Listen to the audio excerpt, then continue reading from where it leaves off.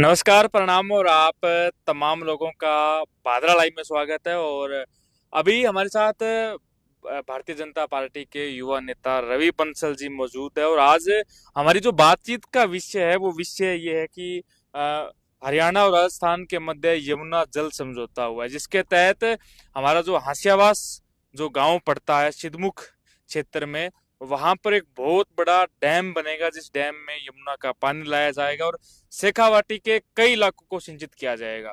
जब हाशियावास में जब डैम बनेगा तो उम्मीदें ये जागती है कि भादरा के जो 14 बिरानी गांव है उनको भी फायदा मिलेगा। और इसके अलावा ये पूरा प्रोजेक्ट है क्या, किस प्रकार से काम करेगा, उन तमाम विषयों पर जो है वो रवि बंसल जी के साथ हम लोग चर्चा करेंगे। रवि जी नमस्कार। नमस्कार गुलशन। बताइए, यमुना जल समझौता हुआ है, ये यमुना जल समझौता है क्या सर? गुलशन जी, राजस्थान के लिए कल का जो दिन है वो एक ऐतिहासिक दिन कल का साबित हुआ है, क्योंकि वर्षों पुरानी मांग जो शेखावाटी की थी, मैं आपको याद दिलाना चाहूँगा। पूर्व उपराष्ट्रपति और राजस्थान के पूर्व कद्दावर नेता, राजस्थान के पूर्व मुख्यमंत्री आदरणीय भैरव सिंह शेखावत जी ने 1994 के अंदर ये जो यमुना जल समझौता जिसकी कल नींव रखी गई, जिसकी सिग्नेचर दोनों सरकारों के बीच में हुए, 1994 से लेके आज तक वो पेंडिंग थी। उस समय में भैरव सिंह शेखावत जी ने बहुत प्रयास किए थे, लेकिन बार बार सरकार बदलने के कारण ये प्रयास सफल नहीं हुआ। लेकिन अभी जब राजस्थान के अंदर भाजपा की सरकार है, केंद्र के अंदर माननीय मोदी जी की भाजपा की सरकार है, और हरियाणा में नायब सैनी जी के नेतृत्व में भाजपा की सरकार है, तो वर्षों पुरानी जो मांग थी शेखावाटी के 3 जिलों की, जिससे चूरू, सीकर और झुंझुनू, जो आज तक सिंचित नहीं हुए, पीने के पानी की समस्या लगातार वहां चल रही थी और सिंचाई के पानी की समस्या भी वहां थी। इन तीनों जिलों को कल आदरणीय राजस्थान के यशस्वी मुख्यमंत्री, और यूं कहूंगा कि न्यू भागीरथ जिनको कहा गया है, भजनलाल जी, जिनके नेतृत्व में कल एक एमओए साइन हुआ। आदरणीय अमित शाह जी, आदरणीय सी आर पाटिल जी जो जल शक्ति मंत्री है, हरियाणा के नायब मुख्यमंत्री नायब सिंह सैनी जी, आदरणीय राजस्थान के मुख्यमंत्री भजनलाल जी, इन सब के द्वारा एक एमओए साइन करके ये सौगात जो वर्षों पुरानी अटकी हुई थी, वो सौगात राजस्थान को देने का काम किया है। कितना फायदा मिलेगा राजस्थान के, शेखावाटी के और राजगढ़ भादरा क्षेत्र के लोगों को इसको? गुलशन जी, आप मान लीजिए कि जब ये 3 जिले की मैंने आपसे बात करी, इससे पहले आपको मैं थोड़ा बैक लेके जाऊंगा। ईआरसीपी हमारी सरकार आने के बाद जो बहुत पुरानी वर्षों की मांग थी, ईआरसीपी जिसको राम जल सेतु नाम दिया गया, अभी जो नया नाम दिया, मध्य प्रदेश और राजस्थान के बीच में एक एमओयू हुआ। मध्य प्रदेश के मुख्यमंत्री मोहन यादव जी और भजनलाल जी निरंतर दिल्ली जाते थे और ईआरसीपी को उन्होंने लागू करवाया, जिससे मध्य प्रदेश के जो पड़ोस में 16 करीबन जिले हमारे राजस्थान के आते हैं वो सिंचित होंगे। इसके अलावा अब जो यमुना जल समझौता हुआ है, इससे ये 3 जिले, और मैं कहूंगा 3 जिलों के अलावा हनुमानगढ़ और गंगानगर का कुछ क्षेत्र भी इसके अंदर आएगा, वो भी सिंचित होएगा। जैसे आपने बात की 14 बिरानी गांव की, तो जब हाशियावास के अंदर इतना बड़ा डैम बन रहा है, उस डैम के बाद इन जो सिंचित क्षेत्र है, जो अपना भादरा, नोहर और दो तारानगर के जो गांव आते हैं, वो भी इनसे इनको लाभ मिलेगा और वो भी सिंचित होंगे। बीजेपी ने ये जो काम किया, इतना पुराना रुका हुआ मामला, अब इसके अंदर जो है वो यमुना जल समझौता हुआ है, ये ताश के पत्तों में बीजेपी का जो है वो हुकुम का इक्का भी साबित होगा रवि जी? क्योंकि अगर लोकसभा चुनाव की बात करें तो शेखावाटी का और जो उत्तरी राजस्थान का जो इलाका है उसके अंदर बीजेपी को नए के बराबर सीटें मिली। इसके अलावा अगर बात विधानसभा चुनाव की करें तो भी उत्तरी जो राजस्थान है उसमें बीजेपी की पकड़ थोड़ी कम है। तो ऐसे में क्या ये जो यमुना जल समझौता है, ये भारतीय जनता पार्टी के लिए आगे आने वाले चुनाव में, अभी आम चुनाव भी होंगे, उसके अलावा विधानसभा लोकसभा चुनाव में हुकुम का इक्का साबित होगा? निश्चित तौर पर गुलशन जी, जैसा कि हमारी सरकार का ध्येय रहता है, नियत और नीति से काम करती है। जो 32 साल पुरानी एक योजना अटकी हुई थी और मात्र 22 महीनों के अंदर आदरणीय मुख्यमंत्री जी ने ये साबित कर दिया, और हम कभी भी जब काम करते हैं धरातल के ऊपर, तो हम वोट बैंक की राजनीति से ऊपर उठ के जो हमने घोषणा पत्र 2023 के चुनाव में करे थे, लगभग लगभग 90% घोषणा पत्र हमने पूरे कर दिए हैं। और मैं आपको फिर कहूंगा कि जो 32 साल पुरानी थी और वो 22 साल के अंदर अगर काम हो रहा है, तो हमारी नीयत और हमारी नीति साफ है कि हम 8 करोड़ जनता के लिए काम कर रहे हैं। राजस्थान की 8 करोड़ जनता के लिए इसलिए काम कर रहे हैं क्योंकि हमारी नीयत साफ है। और आदरणीय मुख्यमंत्री जी ने और हमारे यशस्वी प्रधानमंत्री नरेंद्र मोदी जी ने और अमित शाह जी ने जो वादे राजस्थान के लोगों से किए थे, जैसे ईआरपी का बहुत पुराना मसला था, वो हल हो गया। आज आप यमुना समझौता सफल हो गया। आने वाले दिनों में बहुत से ऐसे काम हैं जो ये सरकार भजनलाल जी के नेतृत्व में करने वाली है। जितने सेंट्रल गवर्नमेंट बीजेपी के जो फैसले हैं रेल को लेकर, पानी को लेकर, कई सारी चीजों को लेकर, उससे जनता सेटिस्फाई है, खुश है। और उसी का उल्टा पड़ता है प्रदेश की राजनीति में। जो लोग सेंटर की राजनीति से, फैसलों से सेटिस्फाई है, वही लोग स्टेट के फैसलों से नाराज है। अभी आप सब विधानसभाएं देखेंगे, भादरा विधानसभा में भी भारतीय जनता पार्टी का विधायक है। यहाँ पर चोरियों की बात करें, यहाँ पर अपराधों की बात करें, भादरा क्षेत्र में पिछले दिनों में कितने बड़े बड़े अपराध हुए हैं। ठीक है, इसके अलावा कई सारी ऐसी खामियां पूरे प्रदेश भर में ट्रांसफर को लेकर है, सब चीजों को लेकर है। तो जितना स्टेट को लेकर लोग सेटिस्फाई, जितना सेंटर को लेकर लोग सेटिस्फाई है, उतना ही स्टेट को लेकर लोग अनसेटिस्फाई है। ये क्या रीजन है रवि जी फिर? देखो, जीरो टॉलरेंस की नीति पे हमारी सरकार काम कर रही है। आपने ट्रांसफर का जिक्र किया, गुलशन जी, अभी पीछे प्रिंसिपल की लिस्ट आई, आप मानोगे 6500 से 7000 प्रिंसिपल की लिस्ट आई, जो आज तक के इतिहास में सबसे बड़ी लिस्ट थी। आप मानोगे कि अभी रिसेंटली 1 महीने पहले डीपीसी हुई है 11,000 लोगों की, यानी 11,000 अध्यापकों की, जो सेकंड ग्रेड से फर्स्ट ग्रेड लेक्चरर बने हैं। आज तक के इतिहास में ऐसी लिस्ट नहीं आई। उससे पहले लेक्चरर जो व्याख्याता थे उनके ट्रांसफर हुए, आप मानोगे 10,000 व्याख्याताओं के ट्रांसफर हुए। जो एक भ्रांति फैलाई गई थी कि आदरणीय शिक्षा मंत्री जी के बारे में या जो भी हमारे सरकार के बारे में, आज आप किसी भी गवर्नमेंट टीचर से जाके पूछोगे तो वो आपको कहेंगे कि जो इस सरकार ने किया है वो आज तक किसी सरकार ने नहीं किया। रही बात चोरियों की, क्राइम की, देखिए हमारी सरकार हमेशा जीरो टॉलरेंस की नीति पे काम कर रही है और कहीं ना कहीं ऐसी चीजें हो रही है तो उसको दुरुस्त करने की भी सरकार कोशिश कर रही है।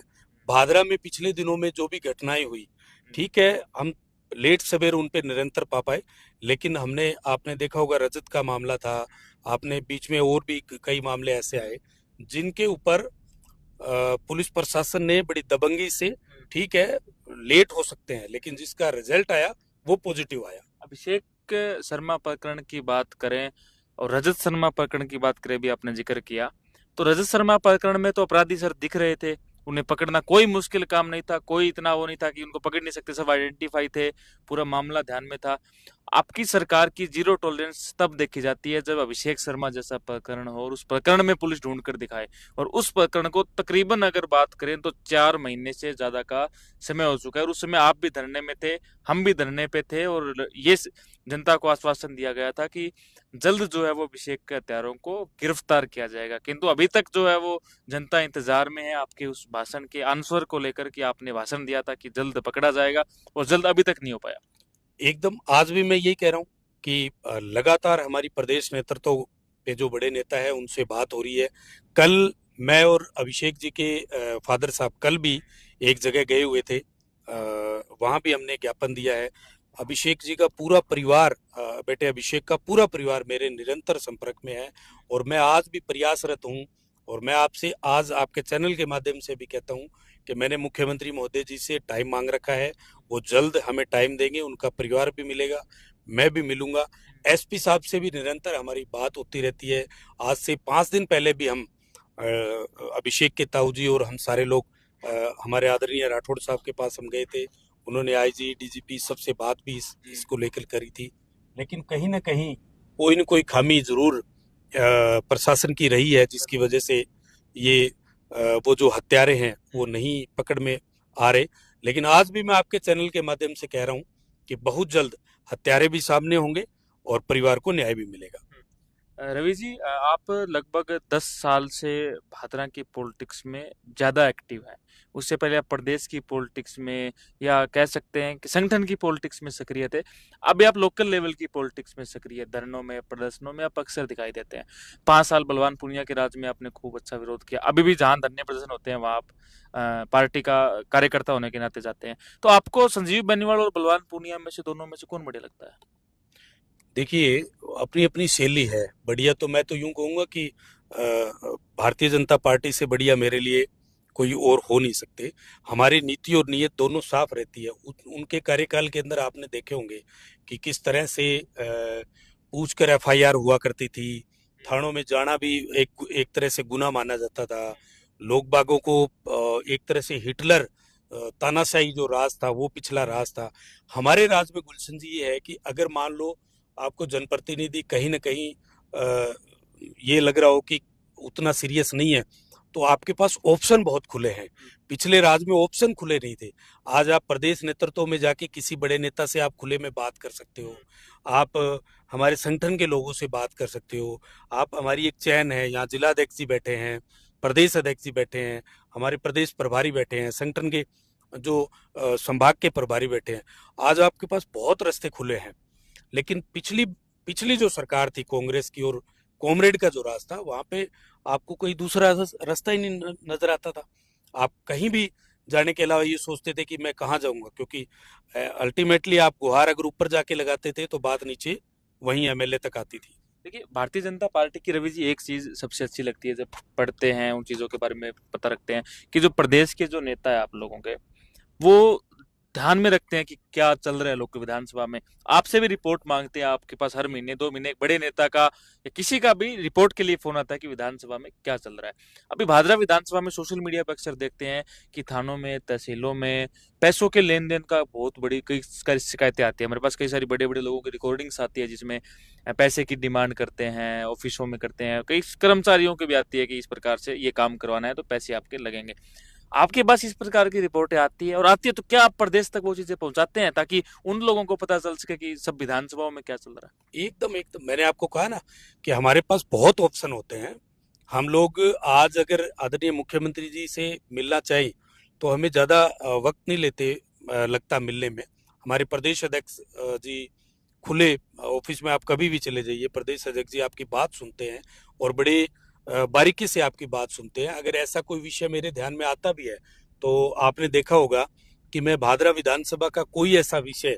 जो बड़ा सेंसिटिव विषय होता है, मैं उसको तुरंत प्रभाव से जयपुर लेके जाता हूँ और मैं हमारे बड़े नेताओं के नॉलेज में लेके आता हूँ। पार्टी का एक अलग विषय होता है, यहाँ की जन समस्याएं उठाना मेरा दायित्व बनता है। मैं पार्टी का एक सामान्य कार्यकर्ता हूँ। कार्यकर्ता के नाते भी जब हम लोग ऊपर जाते हैं और धरातल की कोई बात बताते हैं तो वो बड़ी बारीकी से हमारी बात को सुनते हैं और उस पर अमल भी करते हैं। मैं आपको बताऊं, पीछे अभिषेक शर्मा का जो मामला था, मैं दिल्ली था और हमारे प्रदेश अध्यक्ष मदन राठौड़ जी के पास में गया। उन्होंने तुरंत प्रभाव से अभिषेक के ताऊजी से बात करी, मेरे सामने उन्होंने आईजी से बात करी। अभी एसपी साहब जो नए मीणा साहब जो लगे हैं, उन्होंने ड्यूटी ज्वाइन नहीं करी थी, उससे पहले उनसे बात करी कि आपको पहला काम यही करना है जाते ही कि आपको उस मामले के अंदर उस मामले को जांच करनी है। तो हमारा तो बड़ा सिंपल सा फंडा है। हम लोग कार्यकर्ताओं के नाते ऊपर जाते हैं, बात सुनते हैं और वो हमारी बातों को अमल भी करते हैं। रवि जी, अब विधानसभा चुनाव के लिए आप तैयारी कर रहे हैं, पीछे भी आपने टिकट की डिमांड की थी, आगे भी डिमांड कर रहे हैं। एक तरीके से देखें तो कास्टिज्म फैक्टर भी हो सकता है। बीजेपी जो है वो सुनने में आया कि 2028 में जो है वो हो सकता है कि कोई कास्ट फैक्टर पर गेम खेल जाए। ऐसा सूत्रों से खबर आती है कि बीकानेर डिवीजन में कई सीटों पर बीजेपी इस प्रकार से गेम खेल सकती है सरकार को रिपीट करवाने के लिए। उसके अलावा नाहौर में भी, हनुमानगढ़ में भी कई जगह इस प्रकार के उदाहरण देखने को मिले। तो क्या भादरा विधानसभा में रवि बंसल भारतीय जनता पार्टी से प्रत्याशी हो सकते हैं? क्या आपकी तैयारियां हैं चुनाव को लेकर, या क्या आपका मन है? गुलशन जी, मैंने पिछली बार भी बहुत दमदारी से आपने देखा होगा कैंपेनिंग की थी और मैं तो एक सामान्य कार्यकर्ता हूं पार्टी पार्टी के कार्यकर्ता होने के नाते मैंने कभी पार्टी को ये नहीं बताया कि मुझे चुनाव लड़ना है। मैं मेरा काम कर रहा हूं। मैं पार्टी का एक सामान्य कार्यकर्ता के नाते काम कर रहा हूँ। पार्टी को कभी लगेगा कि सुटेबल कैंडिडेट है, हमारा कार्यकर्ता है, तो टिकट देनी चाहिए, तो मैं चुनाव लड़ूंगा। नहीं तो पार्टी जो मुझे आदेश देगी, पार्टी का कार्यकर्ता होने के नाते जो मैं काम कर रहा हूँ, मैं उससे बड़ा खुश हूँ। और रही बात कास्टिज्म की, मुझे नहीं लगता कि भारतीय जनता पार्टी कास्टिज्म पे कभी भी चुनाव प्रचार करती है या कास्टिज्म पे कभी भी कैंडिडेट तय करती है। आपने देखा होगा, हमारी भारतीय जनता पार्टी तो ऐसे एग्जाम्पल सेट करती है। अभी बंगाल में आपने देखा, एक घर में बर्तन धोने वाली एक माता को उन्होंने टिकट दी, चुनाव जीता, मंत्री बना दिया।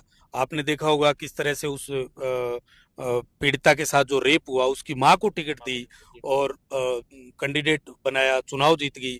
आपने बिहार में ऐसे एग्जाम्पल देखे होंगे, जो बहुत सामान्य से कार्यकर्ता थे, उन कार्यकर्ताओं को टिकट दी। आपने ऊपर से भजनलाल जी को, नायब सिंह सैनी जी को, एकदम इसके अलावा और जैसे आपके राष्ट्रीय अध्यक्ष जी हैं नितिन नवीन जी, सब कार्यकर्ताओं को मतलब ला रहे हो। एकदम आप राष्ट्रीय अध्यक्ष जी का देखिए, 44 साल की उम्र में किस ऊर्जा के साथ वो जिस ऊर्जा के साथ काम कर रहे हैं, किसी ने सोचा भी नहीं था। और आज कांग्रेस बीजेपी के अंदर यही तो है, क्योंकि कांग्रेस का तो अगला राष्ट्रीय अध्यक्ष कौन बनेगा आपको और मुझे सबको पता है। लेकिन हमारे यहाँ तो जो पार्टी का जो बूथ स्तर का जो भी कोई कार्यकर्ता है, वो भी कब राष्ट्रीय अध्यक्ष बीजेपी में तो जिसका जिक्र होता है वो बनता ही नहीं है। वो बनता ही नहीं है, लेकिन कार्यकर्ता बनते हैं। और मंजे हुए कार्यकर्ता के रूप में आप देख सकते हो आज किस तरह से आपने उड़ीसा का सीएम बनाया, आपने गोवा के अंदर प्रमोद सावंत जी को बनाया, जो युवा मोर्चा से निकल के आए थे। आपने युवा मोर्चा के राष्ट्रीय अध्यक्ष को देखा होगा, किस तरह से एकदम से जमीनी स्तर से निकल के आए।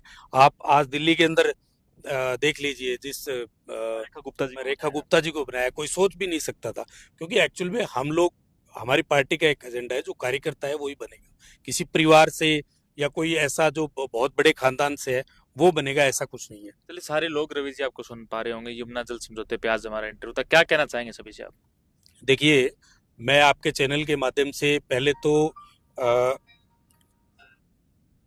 पूरे भादरा क्षेत्र वासियों की तरफ से मैं आदरणीय मोदी जी को, आदरणीय अमित शाह जी को, सी आर पाटिल साहब को, हमारे यशस्वी मुख्यमंत्री आदरणीय भजनलाल जी को, और हरियाणा के नायब मुख्यमंत्री आदरणीय नायब सिंह सैनी जी को, और जिसका अहम रोल ये सारी स्क्रिप्ट तैयार करने का रहा इस 22 महीनों में, हमारे राजस्थान के लोकप्रिय नेता आदरणीय राजेंद्र राठौड़ साहब का, जिन्होंने बड़ी बारीकी से इस डैम पे काम किया, कहाँ पे पानी आना चाहिए, जाना चाहिए, कहाँ से आना चाहिए।